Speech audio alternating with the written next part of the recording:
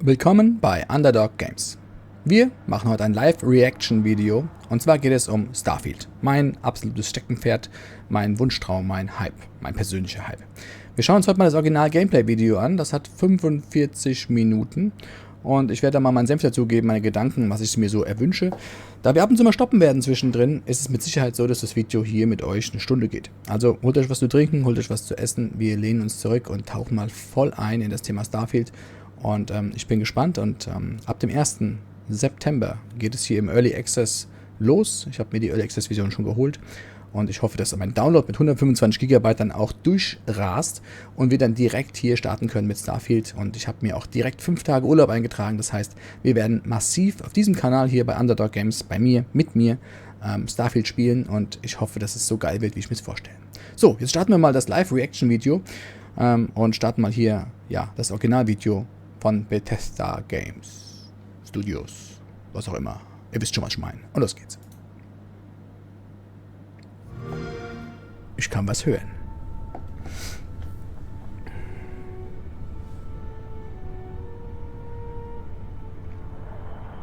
Allein diese Melodie am Anfang. Saugeil.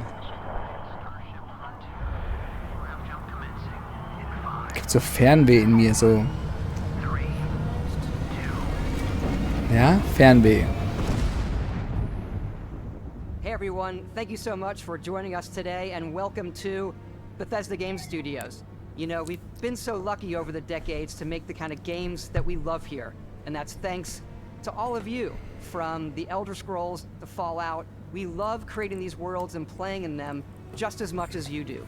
Ja, Throughout all that time, Fallout, we'd often talk about and dream bombastisch of geil. the space Die Elder Scrolls, What if auch we geil. could take that feeling of being who you want to be and exploring a new world, but set it in space, where you weren't really limited in where you could go or what you could do. And that is Starfield. Obviously, we've come a long way since then with the games we've built, our technology. Habt ihr jetzt gerade eben diese Liste gesehen? Diese Liste an Spielen, die da durchgescrollt sind. Ich mache mal den Untertitel aus. Habt ihr diese Reihe an Spielen gesehen, die mein Leben quasi geprägt haben? Ja, also ich gehe da mal kurz zurück, ich hoffe, das kriege ich so hin. Ich hüpfe da mal zurück. So, Achtung. Also, egal, ob es auf Konsole oder auf dem PC war, das ist da. Ja? Oblivion, Fallout 3, ich habe Fallout 1, 2 und 3 und 4 und, naja, das andere sagen wir mal nicht so schnell. Skyrim, ja, Hammer. Oh, Fallout 76, habt ihr gesehen, da war es auch noch. Okay, also, auch das habe ich gern gespielt. War zwar Multiplayer, aber Multiplayer, finde ich, haben sie irgendwie nicht so drauf. Ne? Also das war immer so ein bisschen so eine Sache. Ich finde, die anderen Titel, die davor waren, super geil. Und die Fallout-Reihe auch, wobei die ersten Teile ja nicht, egal. Fakt ist, Singleplayer war meiner Meinung nach schon immer bombastisch gut. And all of us here in the studio, we've done so much together, but well, we've never tried to make a game like this. Today, you'll get to hear from many on the team and see so much of what we think makes our game special. So, let's... Ganz kleinen Stopp nochmal. Ich sage ja, das Video wird ein bisschen länger dauern, aber das macht nichts. Ihr sollt euch ja was zu essen holen. Was habe ich da eben gesehen? Klar, ich spiele. Achtung. Und Achtung. Guckt euch mal die Dose an.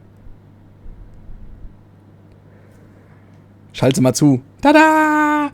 Witzig, gell? Hatte ich noch mehr Gedanken. Ja, also bei so einem Reaction-Video ist ja auch so, übrigens muss ich mal runterrutschen, ich bin ja viel zu hoch. Nein, mich runterrutschen, so, ich bin ja viel zu hoch. Ich lasse das mal daneben an. So, ist ja so, dass man da tatsächlich was sagen muss, nicht nur laufen lassen darf.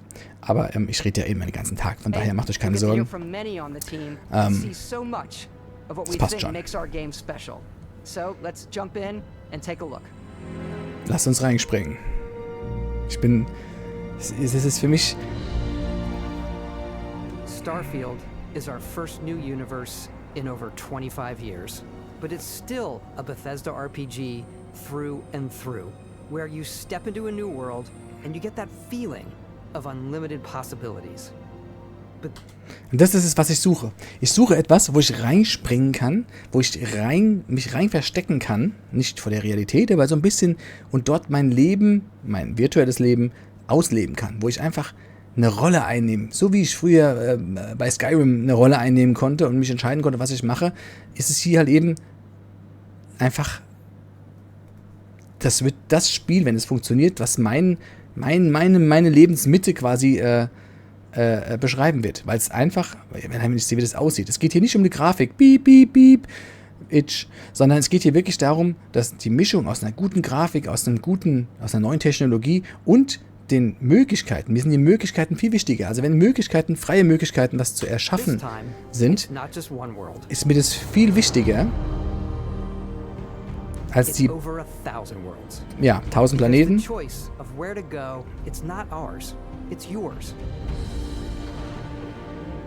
And it wasn't until now that we had the technology to create it. From the rocks at your feet to the mountains in the distance. Bombastisch. To the people and creatures Einfach that geil. live in these worlds. That isn't just a backdrop. That moon is actually there orbiting the planet. Yes, you can visit it too. Also, das ist keine Grafik hinten dran, kein Hintergrund, sondern das ist tatsächlich ein existierender Mond. Wo ist er? Muss mal gucken, wie ich weniger. Da.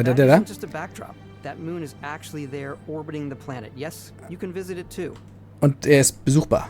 Das heißt, wenn wir sagen, hey, wir starten hier, auch wenn wir nicht direkt in die Erdoberfläche, also in die Planetenoberfläche eindringen können und dann direkt fliegen können, wo wir hinwollen, so wie bei No Man's Sky, können wir da halt eben verschiedene Landepunkte oder Landezonen auswählen, die aber wiederum sehr vielfältig sein sollen. Also man hat da nicht nur einen Punkt, sondern man kann da wohl sagen, ich will da und da landen und dann landet er da. Aber das ist ja nur, was ich so aus Spekulationen und Erzählungen weiß. Brutal. Absolut brutal.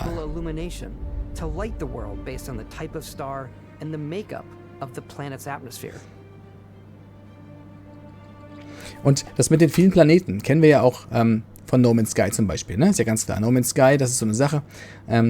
Die einen lieben es, die anderen hassen es. Ich finde halt immer einfach, dass die Grafik mir einfach nicht so gut gefällt. Das Inventar, das Menü ist einfach so clunky, da fehlen viele Quality of Life Updates, wobei viele schon gekommen sind, aber ich finde, es ist einfach auf Konsole ausgelegt. Und wenn ich was aus dem Menü rausnehmen will, aus dem Inventar, aus der Tasche, wenn ich was in meine Waffe stecken will, wenn ich was upgraden will, was aufladen will, ich muss ständig mit irgendwelchen Hotkeys arbeiten und muss da rummachen. Ich wünsche mir, dass das Spiel mit Maus maximal kompatibel ist, mausgesteuert. Aber ich bin sehr gespannt, weil das wäre ein Ding, was mir wirklich das Genick bricht, wenn es dann tatsächlich nur so ein Konsolending wird, also so ein Gamepad-Ding. Ich bin im Gamepad-Spielen ein absoluter Loser. Ja. We also have an all-new animation system. Gut, einige würden sagen, you can play it in third person. Das bin ich immer, aber nein. And you can play it in first person. Ja, Third Person, über die Ecke und First Person. Sehr gut. Ist ja auch immer wieder gern gesehen. Exploration and rewarding it, but you do explore differently in this game given its scale. That usually involves exploring an area you've landed in. You can collect resources. Hört sich auch gut an, ne? So, diese Mine zum Beispiel. Also ich weiß ja, dass diese Planeten, wenn ich richtig verstanden habe, alle prozedural generiert sind, beziehungsweise nicht alle, aber fast alle. Aber diese POIs, die Point of Interest etc., die sind wohl, wenn ich es richtig verstehe, generiert und sind mit diesem extra, wie auch immer, Quest-System so ausgerichtet, dass man auch wirklich was zu tun hat, was zu erleben hat, was zu sehen hat, was zu machen hat. Das ist das, was bei No Man's Sky ganz oft auf den Sack geht, dass ich einfach dahin fliege, lande, mache und tue und dann rumrenne und bin auf einer leeren Ebene und grabe mich durch den Boden, aber ich finde nichts. Ich finde keine besonderen Gegenstände, ich finde keine besonderen Tiere, die sehen alle irgendwie gleich aus, so dass der eine noch einen Arm da oben hat und der andere hat noch einen Arm da unten und der eine ist lila und der andere ist rosa. Das ist jetzt nicht das, was ich mir vorstelle zwischen Erkundung. Auch klar ist, dass hier viele Planeten leer sein werden. Naja. Kampf. So, das Deckungssystem gibt mir so ein bisschen das Gefühl von Mass Effect. Ja?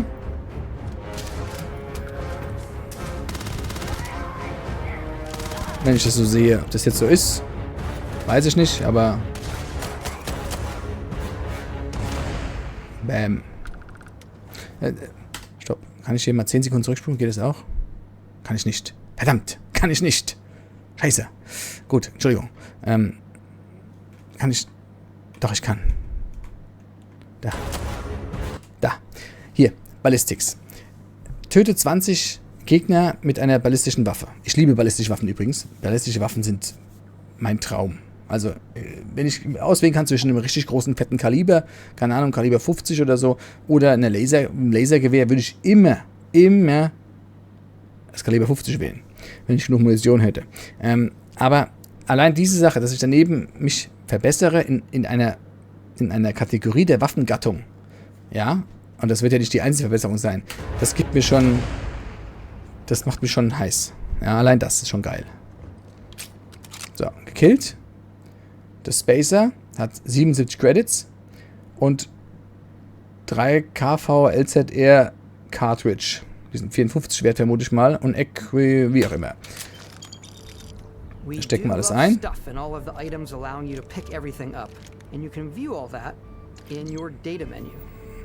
This is the hub for everything you're doing, from your skills to your ship, your missions, and your inventory.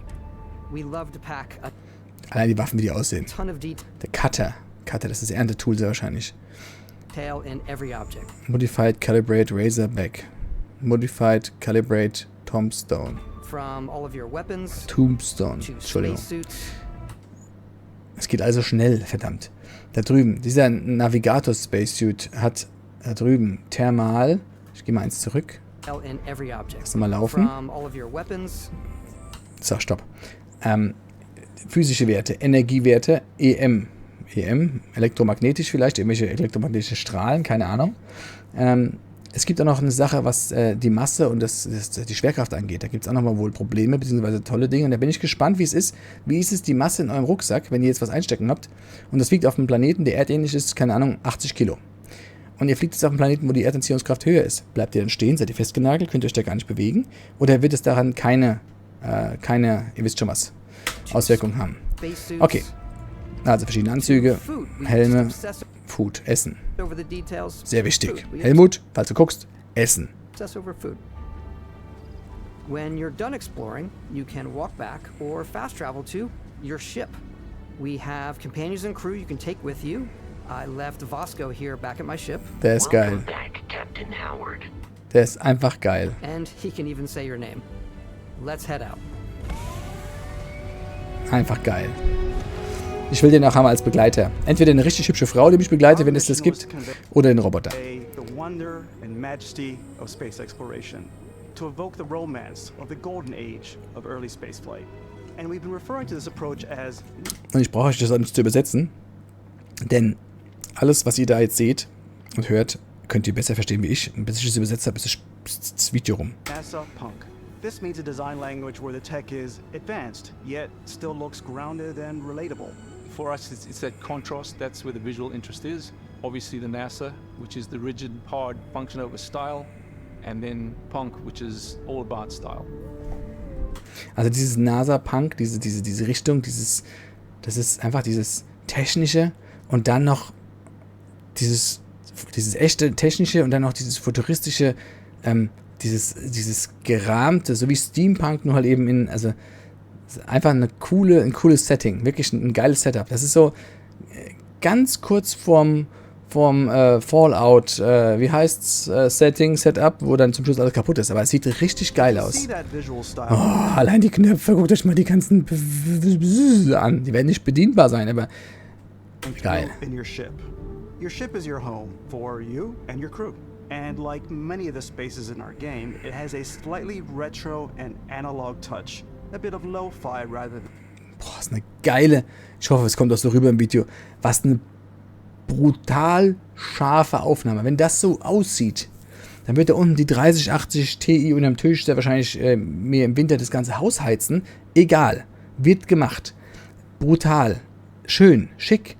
Und er hat eben gesagt, na gut, die Schlappen sehen ein bisschen komisch aus da. Und guck ich mal die Schlappen an, dann neben meiner Schulter hier, da. Die Schlappen sehen ein bisschen sehr platt aus. Ich will damit sagen, der hat gesagt, das Schiff ist dein Zuhause.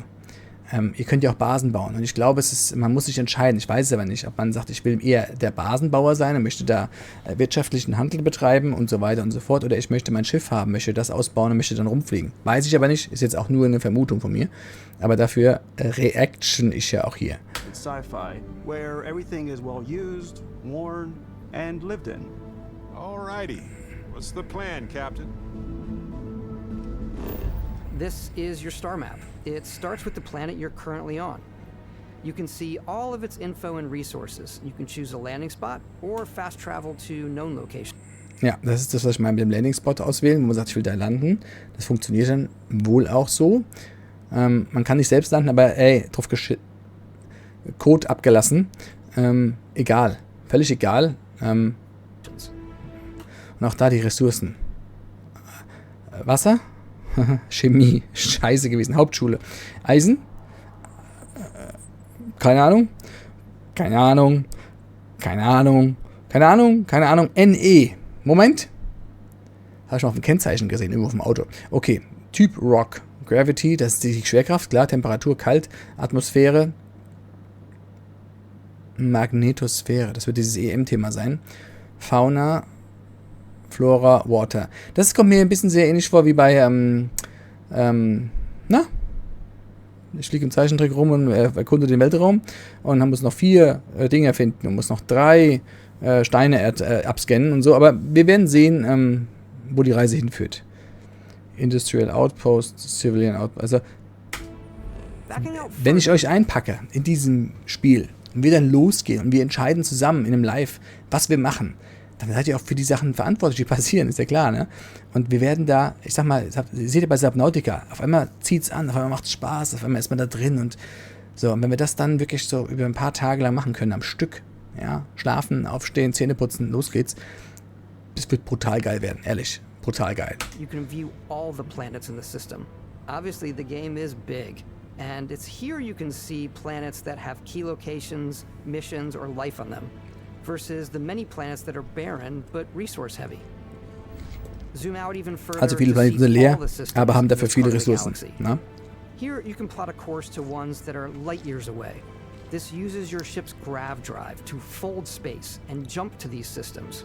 And you will need to upgrade your ship and skills if you want to jump to the most distant ones. But for now, we'll plot a course to the Alpha Centauri system where we can find the city of New Atlantis. Bam, ab geht's. Ehrlich. Ich freue mich so sehr. Noch 14 Tage, 16 Tage bis zum 1. Das wird fantastisch. Missiles, Laser, Ballistic Weapons. Oben, seht ihr das da oben, die 3 Sachen? Ich gehe mit der Maus mal hin. Raketen, Laser, Ballistik. New Atlantis. Das ist eine der Hauptstädte, oder die Hauptstadt, wenn ich es richtig verstanden habe. Ich werfe auch viel durcheinander, das wisst ihr ja, ne? Also, ich habe im Cockpit gesessen, habt ihr gesehen? Woo! Und auch... As you land in a city like New Atlantis, your eyes are guided upwards to just these boundless, vast buildings. Ja. It's the biggest city we've ever made, not just in size, but also in the amount of custom art, crowds, and quests. Ja, und das ist auch die größte Stadt. Es muss nicht... Ich kenne es noch von WoW oder von anderen Spielen. Da kommst du in eine Stadt rein, boah, brutal groß, riesige Welten, irgendwo über den Wolken oder was weiß ich wo. Und du läufst und läufst und joggst und läufst und läufst. Hast noch vielleicht 2 Leute dabei, läufst und läufst. Und du kommst nicht an. Du musst ganz hin zum Händler, läufst durch leere Hallen, läufst da lang. Lieber schick, komprimiert und geil, anstatt eine riesige, zerfledderte Welt, die einfach nur leblos ist und wo man nichts machen kann. Ja, also lieber komprimiert und toll, dafür mit Details. So the main focus when we're designing a city is obviously what supports the story. We try and tell as many small stories as possible. This is a Colony War memorial.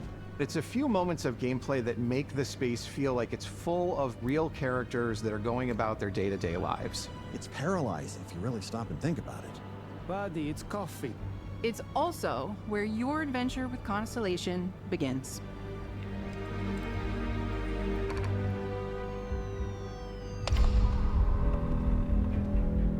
Welcome to Constellation. We have a lot to talk about. By the Ja, time you meet them, werden wir haben. Constellation is sort of seen as this mythical group. Most people Und wir werden keine Quests und keine Sachen, ich sag mal, auslassen. Das ist natürlich, wenn das Spiel scheiße ist, Leute, dann machen wir natürlich gar nichts. Dann mache ich das wie beim Dings, mache ich einfach an, mache wieder aus, sag, ist nix. 100 Euro in den Wind geschossen. So wie kostet mich die Vorbesteller-Version. Aber, wenn das so ist, dann werden keine Cutscenes und keine Sachen übersprungen. Wir machen alles wirklich durch. Ich will da drin leben. Ich will darin ein virtuelles Leben haben in diesem Spiel. Ja, das ist mein Ziel. don't even know they exist anymore. They're the last true explorers in the galaxy, and they're trying to find the answers to some of humanity's biggest questions. The artifacts are so different, so alien. And I'm certain one of them reached out and spoke to you. The artifact, if you could place it on the table here. Oh my god. Look at how it's coming together. That means there's a set built by an intelligence outside the settled systems. It's definitely an eclectic cast of characters. You've got Sarah Morgan, the ex-soldier and adventurer, now Constellation's leader. Mateo, the theologian who believes that there's definitely something else out there. Noel, the gifted scientist and Sarah Morgan's protege. And Walter, a very successful businessman in the settled systems and Constellation's financier. Anything goes as long as you have the money. Das sieht aus, als würde er viel rauchen,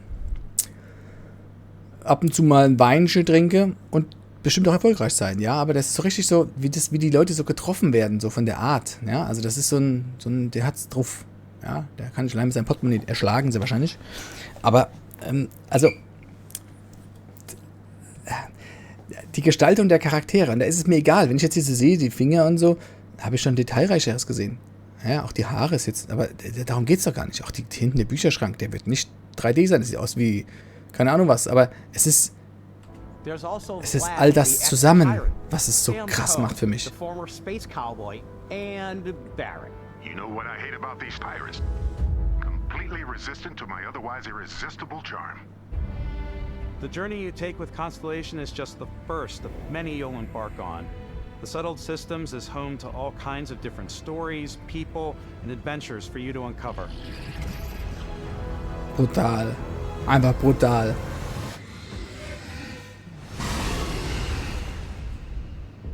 Falsches Spiel? Ja. The United Colonies is where you'll find New Atlantis, the first major human settlement in space. The people who live here value law, discipline, and the legacy of humanity.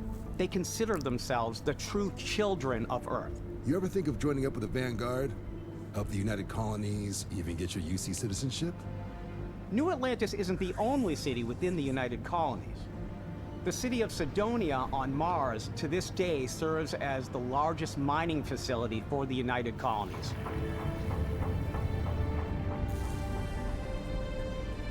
Beyond the United Colonies' reach, you might find yourself in a much more wild and independent coalition of star systems. This is Freestar Collective Space. Das ist jetzt so Fallout-Style, ja? Das ist so der Western Fallout Apokalypse. The capital of the Freestar Collective is Aquila City. The Stone Root Inn is an Aquila City fixture. A ranger relies on judgment and intuition to do what's best for the people. Neon started out as a fishing platform, but is now known throughout the settled systems as a pleasure city, where almost anything goes. If you've got morality issues, this definitely isn't the job for you.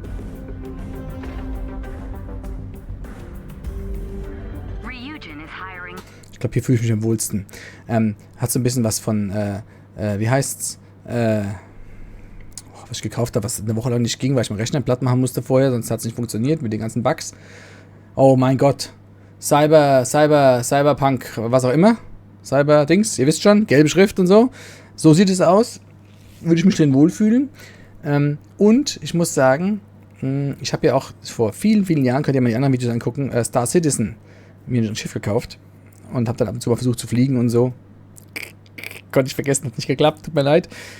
Ich habe das Gefühl, dass Starfield jetzt für mich genau die Mischung ist zwischen Casual, Quest, Easy Spiel und auch ich kann hart in die Ecke Auftragsmörder, keine Ahnung was werden oder halt eben getreuer Mitarbeiter von der Constellation etc. Also ich habe das Gefühl, dass man da wirklich seine Seite wählen kann. Okay, das sieht jetzt irgendwie ein bisschen brutal aus. Wie sehe ich eigentlich aus? So. There are still plenty of unclaimed systems to explore, but these areas are also home to the most hostile factions in the galaxy.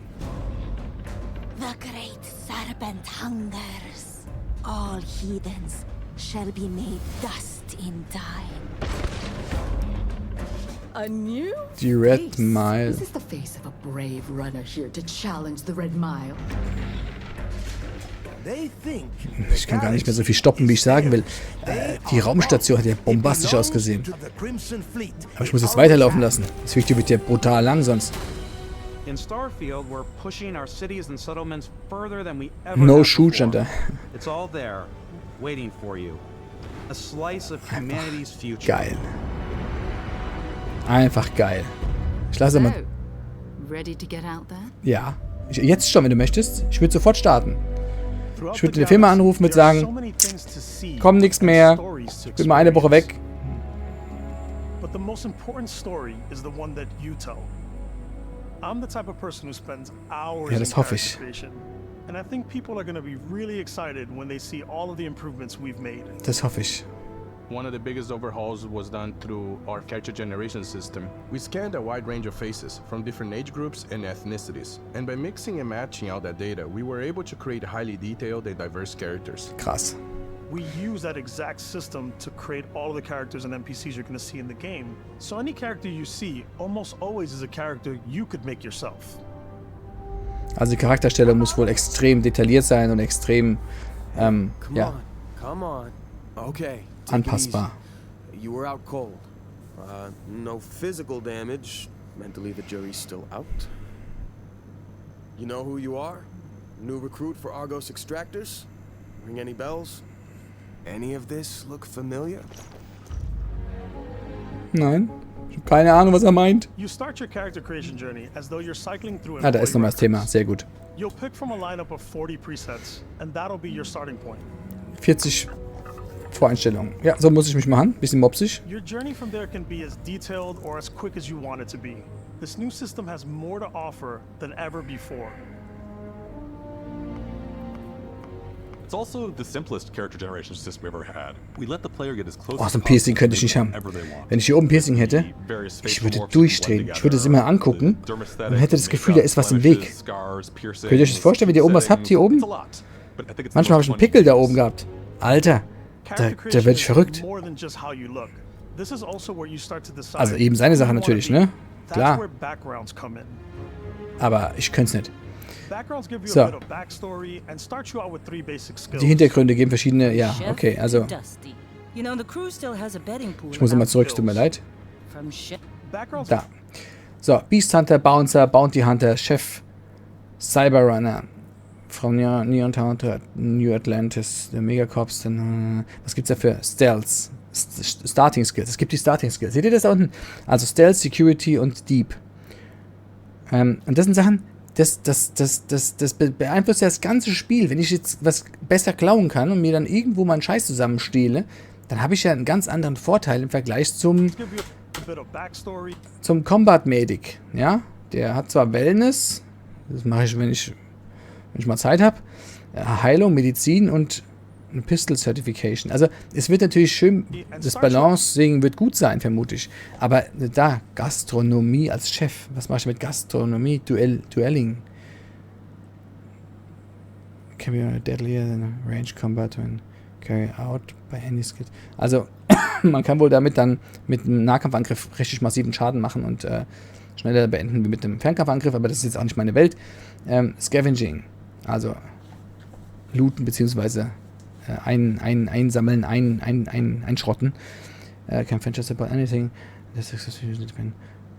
Ja, also das ist einfach, das ist wie Glück, ne? Glück oder das Loot-Skill mäßig hochdrehen. Also, und wenn ich dann eben die Batterie sehe, Und das sind ja nur die Startskills. Ja? Vom Ausgangspunkt, wenn ihr startet.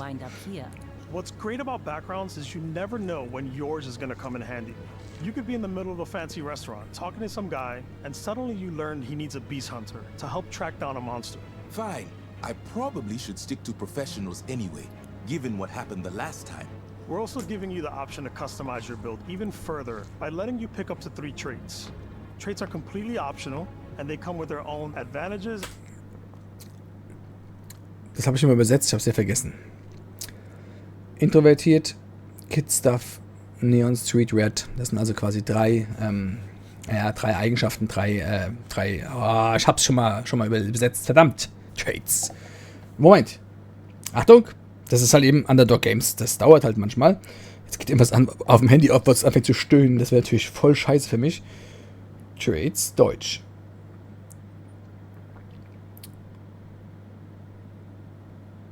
Züge, Charakterzüge.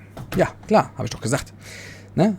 Also, jeder Charakterzug hat dann dementsprechend einen Bonus oder einen Maulus. Heißt es Malus? Maulus? Egal.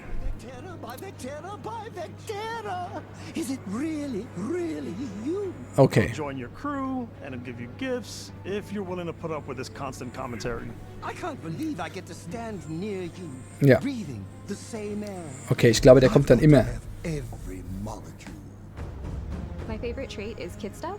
You have to pay some credits to support your parents, but they're very sweet and it's really fun to go visit them. Honey, we got ourselves a visitor. Oh my god. Kid stuff. I came across some hostile zealots in space, but because I had chosen a trait that made me the same religion as them, I was able to get by without any issues.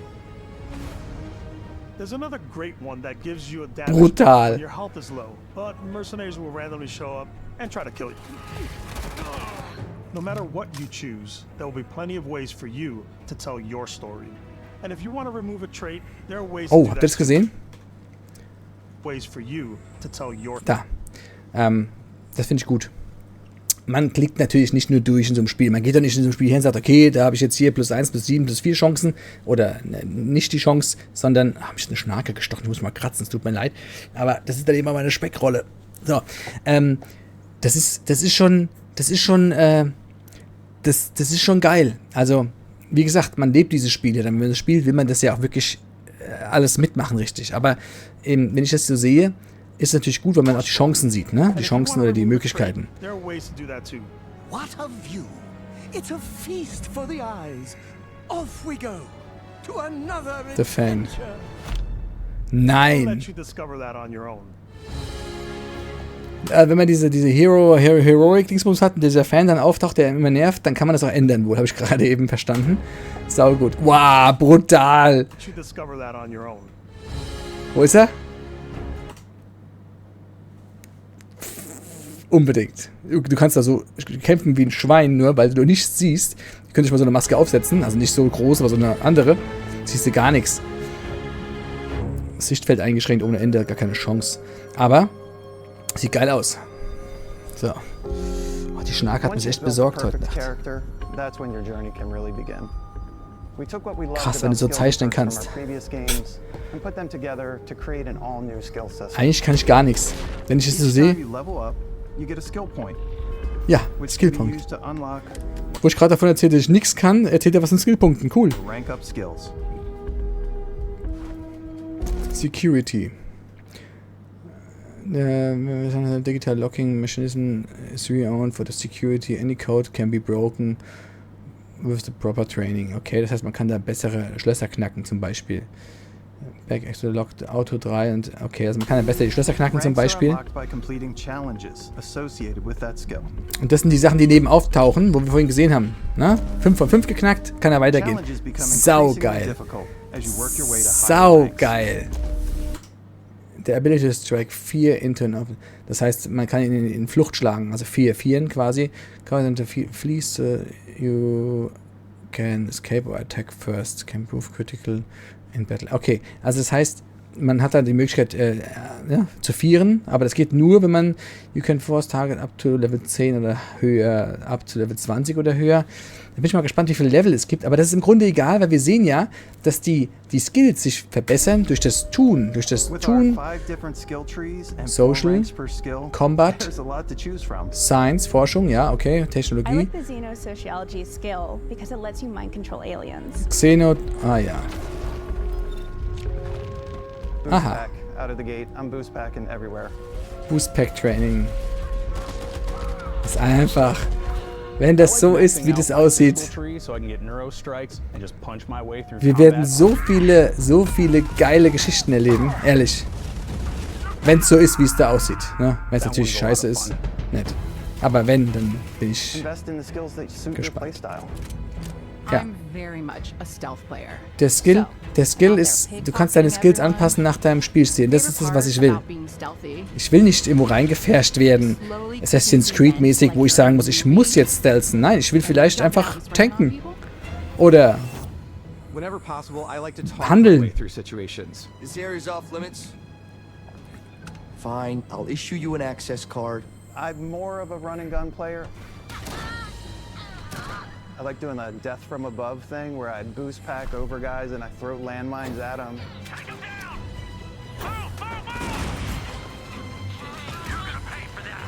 Ja, wir werden sicherlich auch viele Kämpfe haben, aber ich bin jetzt nicht so auf Kaputtmachen aus. So auf totale Zerstörung, sondern eher auf Erforschen, Bauen, Handeln, reich werden, Geld verdienen, also Credits sehr wahrscheinlich, keine Ahnung, wie das da heißt, und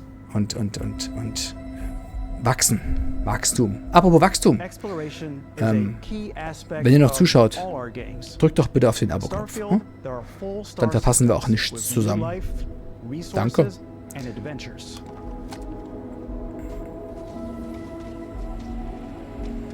Our team worked hard to strike a balance between fun and realism. We studied data from NASA and a multitude of other sources to help us make the world feel believable. From the way we approached planetary atmospheres to the way we placed biomes based on the planet's distance from the sun. Once we created a grounded world, we can start looking at all the things that ja, und auch was hier so ist. Nicht alles ist böse.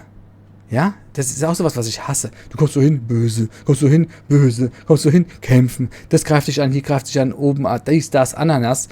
Ich habe auch gelernt übrigens, dass die Ananas früher in einem Land $8.000 gekostet hat oder so. Und das war voll das rare Teil, weil das nicht importiert werden durfte. Egal. Bei Plankton oder wie der heißt. Der ist sau cool übrigens. Gut, Entschuldigung. When you leave a planet and head into space, you'll be navigating asteroid fields, having chance meetings with interesting strangers, dogfighting in space, and exploring derelict ships. Ja. It's all out there. Krass. Ultimately, it's about rewarding your curiosity, because whether it's on the surface of a planet, the alleys of a city, or the vastness of space, wenn sich die zufälligen Begegnungen brutal gut anfühlen, also wenn das passend ist, wenn das sich nicht anfühlt wie, ich habe jetzt was getriggert, jetzt passiert das und das, ich will an Kowloon City denken oder mal erinnern, jetzt habe ich den Schlüssel aufgehoben, jetzt laufe ich wieder zurück, auf einmal springt mich was an. Ne? Also wenn das nicht so ist, sondern die Trigger ganz sanft sind und du die Trigger gar nicht bemerkst und diese zufälligen Begegnungen, diese Quest-Mechanik, die da so groß besprochen wird und groß angebetet wird, beinahe gesagt wird, wenn das wirklich so ist, dann wird es brutal. Man hat ja nur noch Spaß dann. Oben in der Ecke, sieht man, wie die Scheibe dreckig ist. Da oben, hier. Da oben, die Windschutzscheibe. Seht ihr es oben in der Ecke? Geil. you never know what you'll find.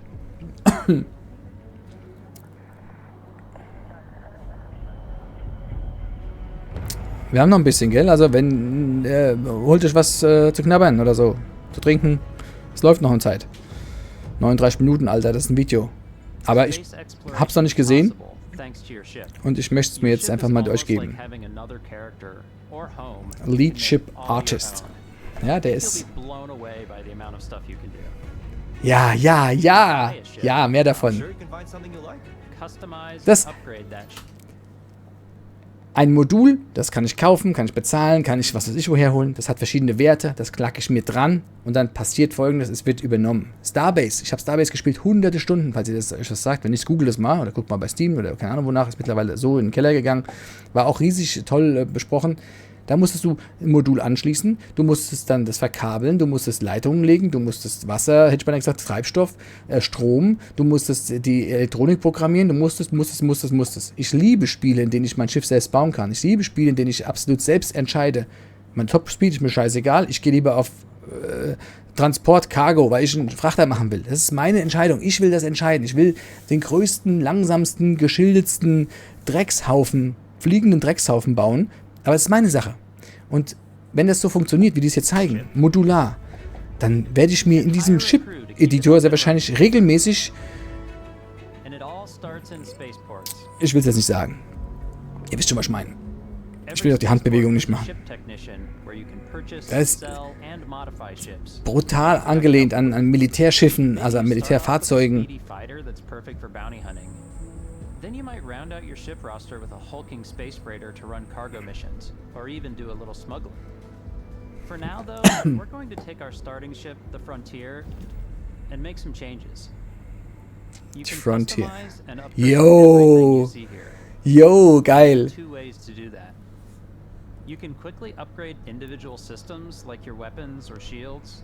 Ja, die Bestandsdinge einfach upgraden. Here you can change anything. From the systems to the look and layout. Saugeil. Adding a new habitat module can give you more room for crew. Adding cowling can change your ship's overall silhouette. Saugut, ehrlich. An improved grav drive allows for longer distance space jumps. Also genau das ist, was ich meine. Ja? Ich kann mein Schiff so zusammenbauen, wie ich will. Das und wenn ich mir so eine Burst-Schlampe zusammenbauen will, das finde ich übrigens auch total geil, Burst Damage, so ein richtiges, es platzt aus dem Schiff heraus, es kommen 1 Million Laserstrahlen auf einmal, danach sind die Akkus leer, Batterien leer, alles kaputt, aber ich kann damit das größte Schiff, was da rumfliegt, einfach wegrotzen mit dem ersten Schuss. Solche Sachen zu bauen, das ist möglich dann. Sowas kann man sich einfach dann zusammen... Da wird vielleicht eine Warnung kommen, heißt, ey, du hast nicht genug Energie, um das dauerhaft zu betreiben, ist mir scheißegal. Ich will mit dem Schiff fliegen, wenn einer kommt, drücke ich auf den Knopf, dann lädt sich das Ding auf, dann geht's bam und dann ist das Ding weg. Oder ich habe vorbeigeschossen, dann bin ich halt eben weg. Aber geil. Crafting Tables, Module. Ja. Waffenhalter. Boah, guck, wenn man da langlaufen kann und sich in den Sitz setzt, wenn das wirklich geht. Vielleicht kann ich schon nur klicken, kann sagen, ich möchte mich hinsetzen und dann laufe ich da vorne hin zu dem Stuhl und setze mich hin. Das weiß ich ja nicht, wie es geht, wie die Mechanik ist. Ob man da einfach klickt und sagt, ich gehe jetzt an den Auftragsmission-Tisch, Table und gehe da rüber, weiß ich nicht. Egal wie, wenn ich sehe, dass das Cockpit anders aussieht, da fühlt man sich dann drin wohl. Man ist in diesem, cool.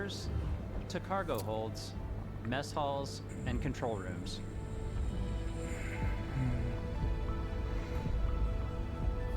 Einfach geil. Und da brauchst du auch keinen Multiplayer. Ganz ehrlich, wäre vielleicht schön, Multiplayer zu haben, aber wenn das dann alles versaut, brauche ich keinen Multiplayer. Brauche ich keinen Multiplayer. But one of my favorite ways of customizing ships is I make them look like animals. Wie viele Leute jetzt da arbeiten, bei denen ich niemals gedacht hätte, dass sie auch nur die leiseste Ahnung von Computerspielen hätten. Ich kann mir keinen einen von den Namen merken. Ich weiß nicht, wer das ist. Ich habe keine Ahnung, wer der Chef von denen ist. Ein Community, Lead, Designer, Manager, was weiß der Teufel. Habe ich auch keine Ahnung von. Ich bin ja nur ein Hauptschüler. Aber die Leute, die ich mir angucke, fast alle, haben für mich, wenn ich die jetzt beim Einkaufen sehen würde, würde ich sagen, yo, ich mache YouTube und ich spiele Computer. Hast du schon mal was von gehört? Computer, das ist das Ding mit dem Keyboard, wo man so tippen kann. Und dabei sind das voll die Oberprofis, die da, keine Ahnung, so Spiele produzieren und designen und... Brutal. Viel Space, habt ihr es gesehen? Viel Cargo Space dran.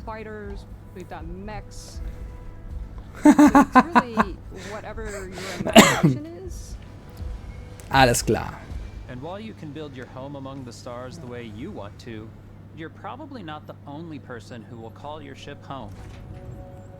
Der sieht übrigens aus wie ein Kumpel von mir. Ein Bekannter aus früherer Zeit. 18, 19 war ich da. Engines ready. frontier is fueled and ready, Captain. Brutal. Some of the members of Constellation can join you on your journey. These companions can serve on your crew, and they'll always be there when you travel. We'll be traveling together until we either find an artifact or this lead runs dry. Each companion comes with their own valuable skills for your ship. Aha, das sind die Begleiter quasi, ne? Die haben dann verschiedene... And outposts, as well as unique quest lines.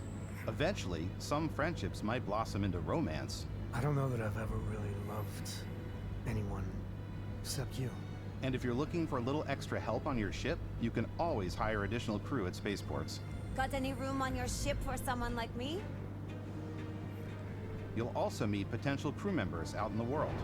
Still think there might be a spot for me on your ship? I gotta get off this rock.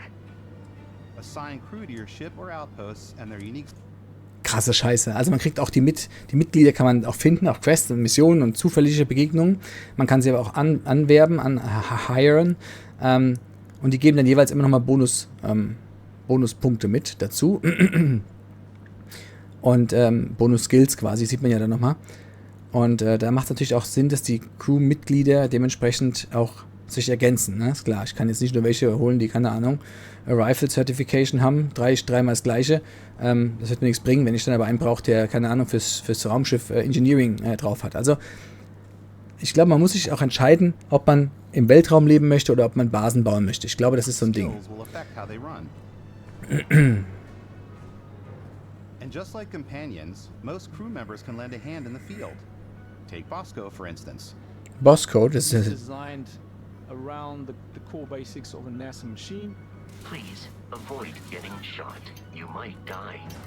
I still wanted to give it almost a humanoid personality, so I elongated the limbs.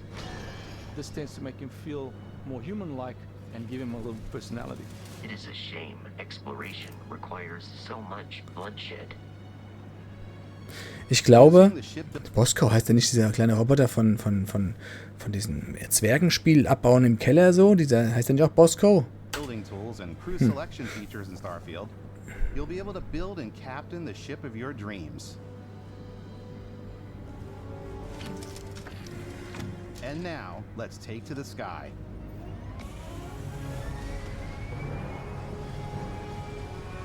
Ab geht's. Da kann man jeden Abend eine neue Mission machen, jeden Abend ein neues Quest oder halt eben das gleiche weitermachen. Geil.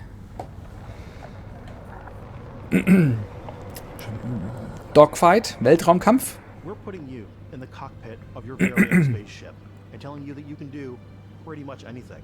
And that is really cool for us as developers. Spaceflight. Also für jemanden, der aufgewachsen ist mit Krieg der Sterne, hieß es damals, Krieg der Sterne, die ersten Teile. Und dann Star Trek, ja, Star Trek, Deep Space Nine, was weiß ich nicht alles. Stargate, diese ganzen Sachen, die da so rauskamen. Dann so eine Mischung mit Akte X, die dann dazu kam. Also all dieses Mysteriöse, dann Lost, das war ja alles so in meinem Alter. Ich bin jetzt 42, Baujahr 80, das heißt also, ne, wenn ihr auch so in der Nähe seid, dann spürt ihr das Gleiche, dieses gleiche, wow. Should be exciting and dangerous. Wow. You should feel like you're in complete control every step of the way. We've extended that sense of control to ship combat. It's not about just hitting your triggers to fire your weapons. It's a complex dance between your piloting skills and our power allocation system. Mhm. Boosting power to your engines will make your ship faster. Verstehe, klar. Powering up the ground drives will shorten the amount of time it takes before you can make a jump.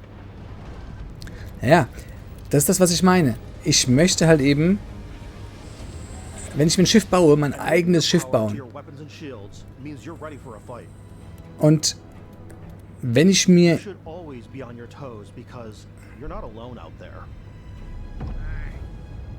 Und wenn ich mir dann so einen Klöpper baue, ich will so einen Klöpper, also nur mal, dass ihr es mal von vornherein wisst, ich möchte ein Schiff haben, das schwerfällig ist, langsam, gepanzert, bis an die Zähne mit Geschütztürmen vollgesetzt, Überall, an jedem Cargo-Container noch ein Gewehr dran und noch ein Turm, die automatisch feuern. Und ich das Ding nur noch mit den Schilden so ausrichten muss, dass die Türme in ihrer Reichweite das Ziel erreichen. Und dann rotzen die alles weg. Zumindest so das, was so da so normal rumfliegt. Das hätte ich gern. Und wenn das nicht klappt, hätte ich dann ganz gern die Möglichkeit, dass ich meine Schilder ganz hoch fahre und dann Flucht. Habe ich gepoppt? Ja, ich habe gepoppt. Okay, Entschuldigung. Weiter geht's. So dieses Dogfight, Hunting und so, das ist jetzt nicht so meine Welt. Kann man machen. Wird wohl auch am Anfang nötig sein, weil man ja nicht gleich so ein Schiff bauen kann. Aber mein Ziel ist es wirklich, so ein dickes, fettes Schweineding zu bauen. Targeting Control. Ja, also kann man dann die einzelnen Ziele treffen. Siehe Fallout, klar, ne? Kommt der mir bekannt vor. Kopf, Arm, Bein, Kniescheibe. After destroying an enemy ship, you can loot the remains from your cockpit. Nein. You can always turn any ship that engages you into scrap. Brutal. Also XP, klar. Und dann Zeug zum Ernten. Also take a more personal approach by docking with the enemy vessel and boarding their ship. Ach ja. An Bord gehen vom fremden Schiff.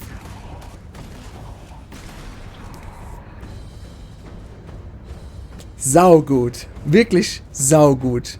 Und ich bin froh, dass ich mir das Video nicht allein angucke, weil ich könnte es nicht noch ein zweites Mal so begeistert wiedergeben. Was hat er gesagt?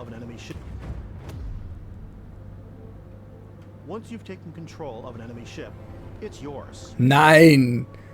Also wenn du ein Schiff... Alles klar. Wenn du ein Schiff übernimmst, ist es deins. Krass. Ja, dann müsste man in diesem Riesenschiff, was ich mir vorstelle, noch so einen Übernahme-Pot machen, mit dem man dann massiv aufs andere Schiff geht. Weltraumstation. Oh mein Gott. Okay, das Tattoo ist ein bisschen ungünstig, aber sein Körper, seine Regeln. Wenn du das Schiff übernimmst, ist es deins.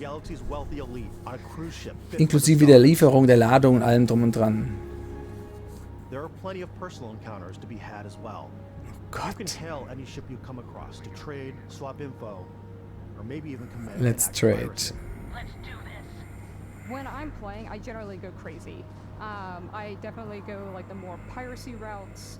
I want to take over ships. I'm gonna board ships. I'm like, this is now mine. I steal all these sandwiches and put them, you know, in my cargo hold that I have specifically for sandwiches. I don't want to play the hero, but I want to go out and just start taking things from people as quickly as possible.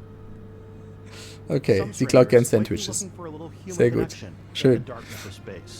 Sau gut. Hello, stranger. I just finished cooking up some food. If you want to come on over, just pop on by. Some of the best moments are the ones you discover on your own. The thing I love most about Starfield is that it is a Bethesda game through and through. It's really about going to strange new places, meeting interesting people, brutal, sidetracked on zany adventures. Then realizing 2 hours later that you're involved in a completely new story. You're human. We thought we were the only ones to leave Earth. Na, was bauen denn die da an? So present here. It's in our random encounters, it's in our handcrafted quests. And it feels so cool to play it and just make your own path in this universe. There are over 1,000 planets out there. Ja, über 1000 Planeten, das wissen wir, aber... Oh Gott. Ich hab nasse Hände, Leute, nasse Hände. Upsi. We want you to feel hopeful. We want you to feel this sense of awe and wonder. And sometimes a little fear. We're giving you a massive playground and a ton of toys. And just setting you free. Was mir auch gefällt, Achtung, das hier. Hier, das hier. Dieser Ring, dass ich sehe, wo meine Gegner sind. Kennt ihr das, wenn die da oben sind? Hier am Rand, hier neben. Und ihr müsst immer suchen, wo ist denn der Gegner? An welchem Eck ist der? Da unten in der Ecke? Ist er unten in der Ecke? Ja, da ist er ja, muss ich mich da rumdrehen. Nein, du hast es im Blickfeld. Du hast es vor dir und du weißt genau, okay, ein bisschen weiter links hast du ziemlich viele Probleme. Oder hinter mir ist auch ein Problem. Aber dieses sich am Rand verstecken dann von diesen ganzen Symbolen, da ist eine Station, da ist ein Auto, da ist ein Raumschiff, das finde ich bescheuert. Deswegen sehr schön gelöst, gefällt mir sehr, sehr gut. Und hier, klar, diese Verteilung, da bin ich gespannt, wie das geht, wenn man nicht mit dem Controller spielt. Man sieht hier Controller, ne? Ich kann es verteilen. Ich bin gespannt. Ja, eine Tonne of Toys.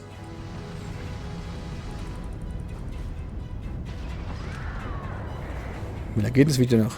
Wir haben noch ein bisschen was. 15 Minuten, Leute, müsst ihr durchhalten. Hey everybody, we've shown you so much stuff, but we thought we'd just take a little break and show you something a little bit different. You know, we put so much detail into our game worlds, and we love the opportunity to bring that into the real world with our collector's editions. And for this game, we've done a watch. It is the Constellation Explorer's Watch. This is the watch that you actually get in the game that acts as part of your HUD, where it's the compass and then environmental information. It connects to your phone to give you notifications and other information, and we've also designed this really cool case that it comes with, Istvan. Yeah, we really took as much care in designing this case as we did the watch. Brutal. Normal bin ich nicht anfällig für sowas. Überhaupt nicht. Aber langsam beginnt's. Was kostet die Uhr? Weiß das jemand? Kann man in die Kommentare bitte schreiben? Was kostet diese Uhr? We actually have something else. Now that we're part of Xbox, we get to work with the amazing people on the Xbox hardware team, and together we have created this custom limited edition Starfield controller. It's awesome. It is now, you know, our favorite controller. Okay, das ist nicht so mein Ding. Ich habe nicht keine Xbox. Und ich kann damit nicht spielen. We've created the first ever custom headset with Xbox, and this is a perfect pairing with that controller. Weiß ich jetzt nicht. Ich liebe meins, weil es eine offene Bauweise ist. Und ich liebe offene Bauweisen-Headsets, weil ich einfach mitkriege, was außenrum ist und habe trotzdem einen bombastischen Sound. Und Controller, wie gesagt, schwierig. Sehr schwierig. Aber geil. Macht das. Haut raus. Merchandise ist ja, wenn das eine geile Sache ist, eine geile Qualität ist, brutal gut. Wenn es Schrott ist, ist natürlich kacke, ne? Schrott ist, braucht kein Mensch.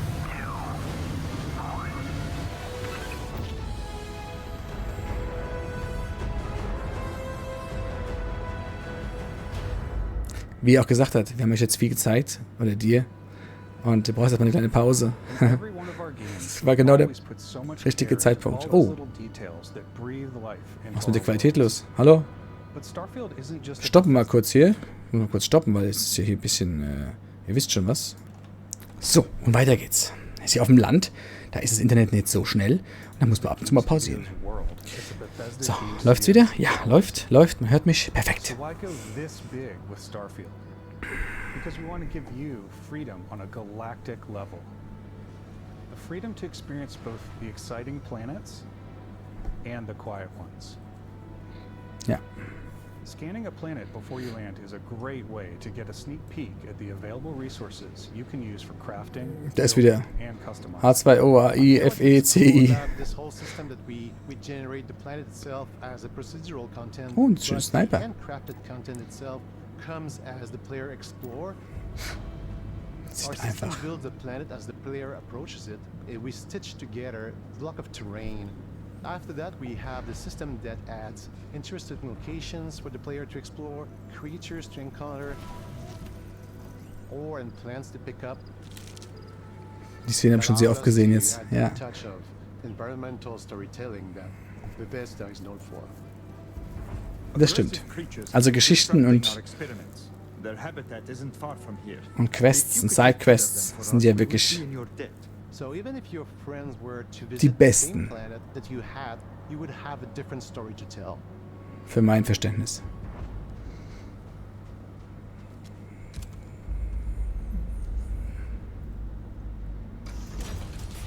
Science Facility.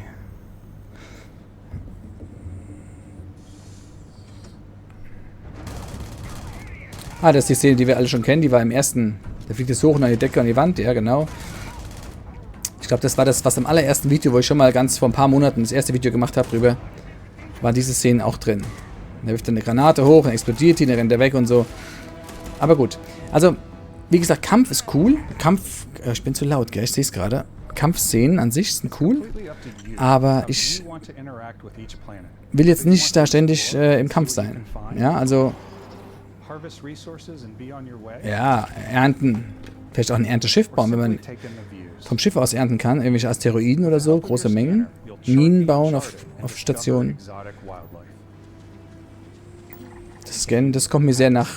You can even figure out that certain creatures and plants, you can build an outpost and produce resources from those plants and animals. Oh. You can get experience and rewards for fully surveying planets and fully surveying a whole system. Also es macht wirklich Sinn, die Planeten und die Systeme auszulutschen. Ne? We really wanted to think of them as natural to the environment. We didn't want alien monsters. We wanted native wildlife. Something you've never seen before. Sieht aus wie so eine fressende Pflanze. Geil. When the sun moves, all that light is calculated in real time through the atmosphere. Our biggest goal for lighting with Starfield was to make the game feel more filmic, to use lighting and coloring to really make it feel more cinematic. Ja, hast du gut gemacht. Wenn das so aussieht, hast du das gut gemacht. Was ist in dem Loch? Wie viele Augen hat er? Und was sind das für Blümchen? War das ein Geysir? Ist es unter der Erde? Kann ich auf den Mond da hinten? Ist das Schnee? Was sind das für komische Gebilde? Fragen über Fragen. Ist es eine Birke? Ist da Wasser drin? Also...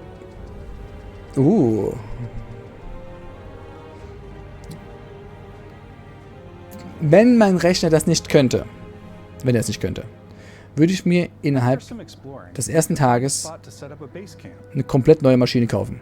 Oh, jetzt wird's interessant. Wow, überall auf jedem Planeten.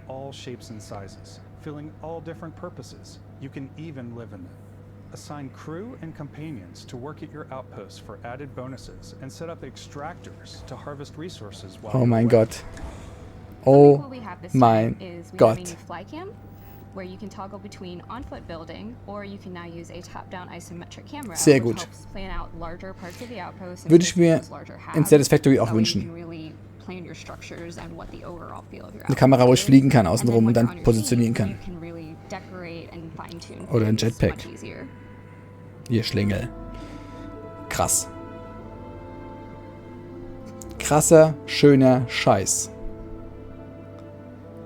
Wenn man einen schönen Planeten gefunden hat, auf dem man sich wohlfühlt, wenn der noch so scheiße ist, dann macht man sich so eine schöne Glaskuppel hin. Als hätte ich gewusst. Und wohnt dann da und kann sich von dort aus neue Ideen und keine Ahnung was spinnen und Add crafting and research stations in your Research outposts to Lab. utilize any resources you find or already have. Alles klar. Alles, was man findet und hat, kann man erforschen und modden. Larger magazines, a selection of grips and barrels, different ammunition like explosive rounds. All you stealth players out there will surely need a suppressor. Was ein Sound. Hört euch mal an, wie das Ding sich anhört. Batitsch, batitsch. You can also choose to go hands-on with melee weapons. Okay, das ist gar nicht so meine Welt. Deswegen spiele ich ja im Weltraum, damit ich nicht Nahkampf machen muss. What's realistic, what's sim, and what's Hollywood.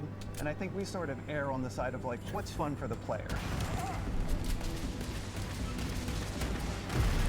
With Starfield, we've completely overhauled our combat. It's more dynamic, the animations are more fluid.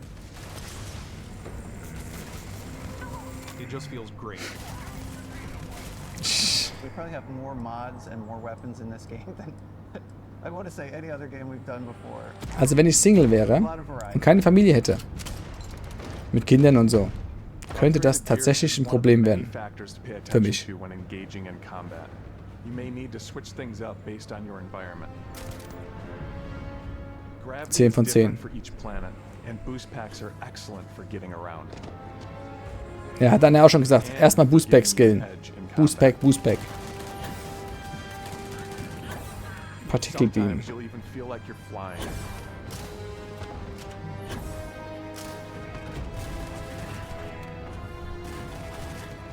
Zero gravity environments pose a different challenge. Alles klar. Firing a ballistic weapon in Zero G will actually push you backwards. Es gibt auch keine Gravity. Auch geil. Auch wirklich geil. These are high-powered electromagnetic induction ballistic arrays. Each barrel has its own targeting laser and can dish out some serious damage. Ja, das meine ich, diesen Burst Damage meine ich für ein Schiff. Ne? Was einfach auf einmal Bam, Bam, Bam, Bam macht. Ja, ballistische Waffen. Bitte. Nein. Okay, vielleicht doch. Ja, ich brauche Rückstoß. Rückstoß, richtige Waffen. Aber wie gesagt, ich will da kein Call of Duty oder Battlefield aus dem Hut zaubern. Das ist nicht mein Ziel. Mein Ziel ist es wirklich... Ganz schön laut, gell? Mein Ziel ist es wirklich darin, cool zurechtzukommen.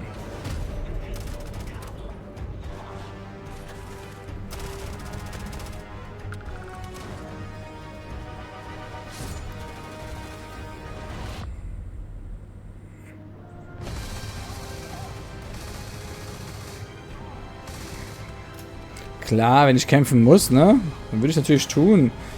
Aber...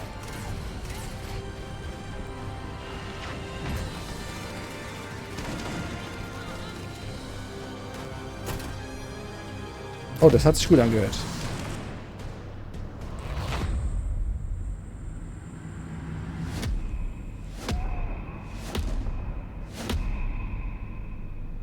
Nein.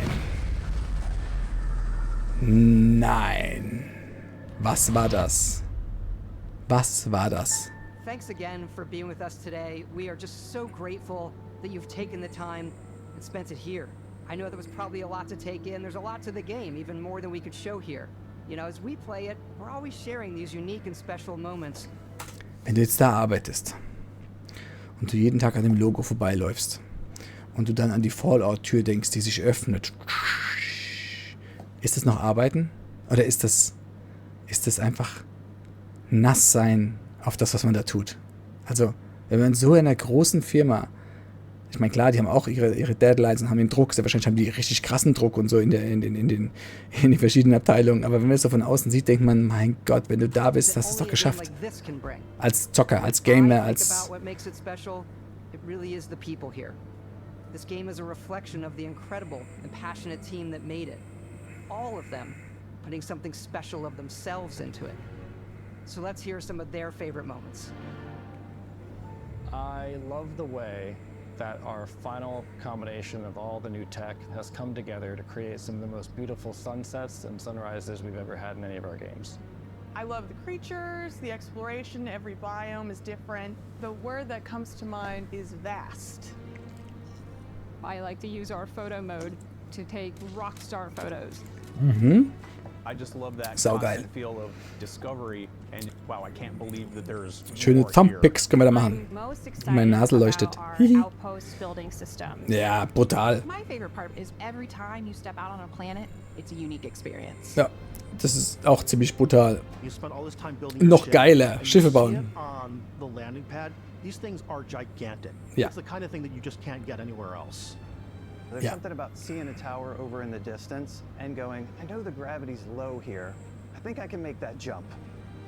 My favorite part is biomes, spaceships, audio design, planets, the day-night cycle. Those details matter to me. Diplomacy, exploration, freedom, the ending. Vasco, obviously. I love the robot so much. The incredible amount of worlds we created. Sniper rifles, come on. Lever action, rocket launcher. Brain sprout.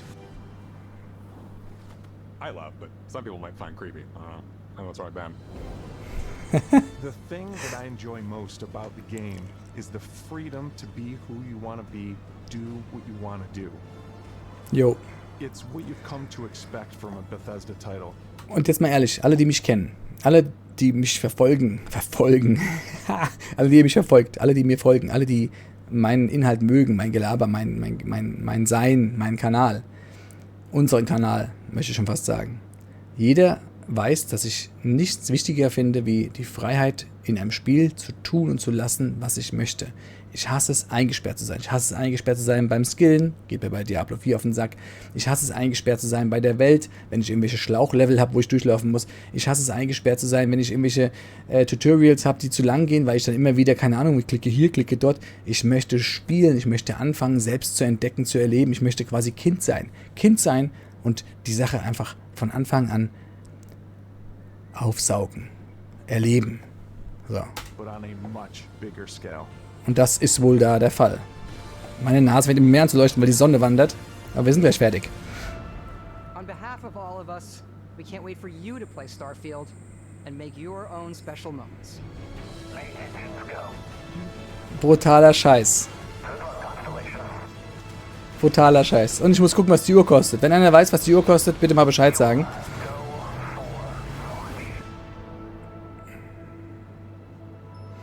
Einfach, weil ich mir noch nie so was gekauft habe. Einfach deshalb. Und irgendwann muss man mal sowas machen.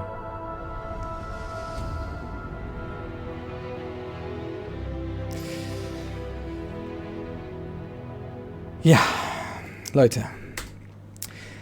Der 6.9.23. Mit der Vorbestellerversion am 1.9. Je nachdem, wie schnell mein Download ist. Und dann starten wir direkt durch. Ich überlege noch, ob ich es als Video mache oder auf Livestream. Das ist die erste Folge. Ich glaube, wir machen das erste Mal einen Livestream, dass wir wirklich da direkt live zusammen abgehen können. Und ich bin maximal erfreut, gespannt. Ich finde, das ist eine obergeile Scheiße und ich bin echt glücklich, jetzt in dieser Zeit leben zu können.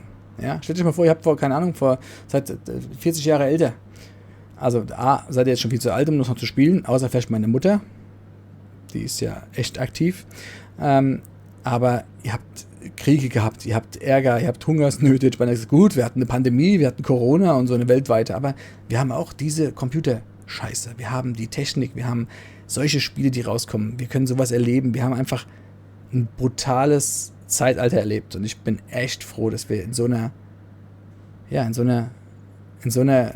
Epoche leben können. Also ich bin gespannt, ich bin echt gehypt, muss ich sagen. Die haben mich schon von Anfang an erlebt und erwischt, deswegen waren die 100 Euro auch, ist natürlich viel Geld gewesen, ist ja logisch, aber das ist für mich, wenn ich das nicht machen würde, wäre das für mich Verrat an also für mich, nicht für jemand anderen. Andere kann sich vielleicht gar nicht erlauben, sich das Spiel zu kaufen, weiß ich nicht, aber für mich wäre es Verrat an meine Zocker-Historie und an meinem Verstand für Spiele. Ja. Brutal.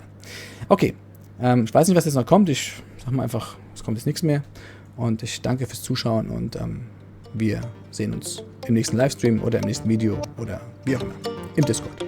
Danke, bis dann.